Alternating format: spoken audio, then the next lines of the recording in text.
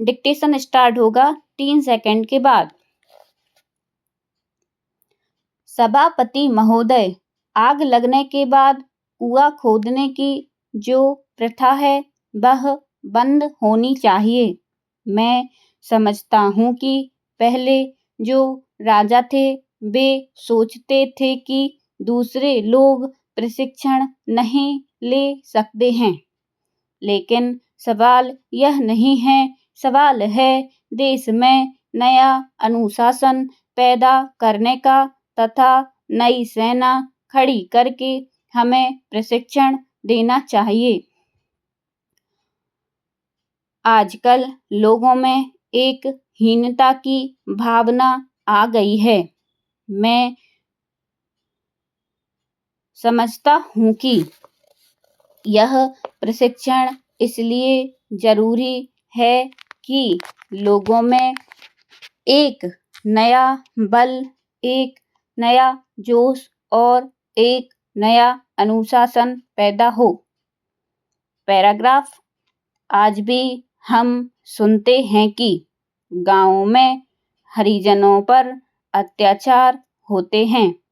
हरिजनों पर जो हमले वहाँ होते हैं उनका मुकाबला वह लोग नहीं कर सकते हैं, क्योंकि उनको राइफल चलाने का ज्ञान नहीं है। आज शांतिपूर्ण हरिजनों पर अत्याचार होते हैं। पूर्णविराम। मैं तो यहाँ तक कहता हूँ कि पुरुषों को ही नहीं, महिलाओं को भी यह प्रशिक्षण मिलना चाहिए। आज हम 20 करोड़ रुपए अपनी रक्षा पर खर्च करते हैं। पूर्णविराम। इसके बजाय अगर देश का बच्चा बच्चा जानदार आदमी बन जाए और राइफल का प्रशिक्षण लिए हुए हो तो मैं समझता हूँ कि इतना पैसा देश के विकास में खर्च हो सकता है। लेकिन हमने कभी भी इस बात को नहीं सोचा।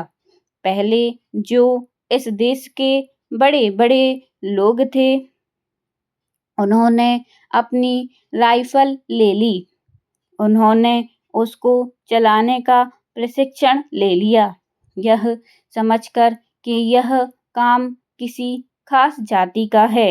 मेरा विचार यह है कि आज देश के 56 करोड़ लोग अपने अंदर एक नया आत्मविश्वास और नई शक्ति पैदा करें। पूर्णविराम। इसके लिए यह राइफल प्रशिक्षण सबके लिए अनिवार्य होना चाहिए। पूर्णविराम।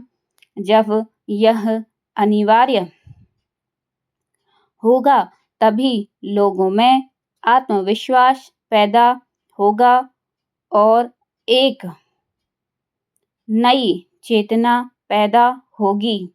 इससे लोगों में आत्महीनता की भावना मिट जाएगी और वह समझेंगे कि देश की रक्षा करने की ताकत हम में भी है।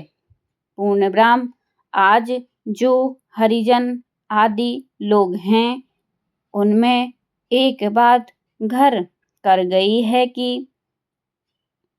राइफल और बंदूक उनके बस की बात नहीं है, लेकिन यह आत्मरक्षा का सवाल है, यह देश की रक्षा का सवाल है।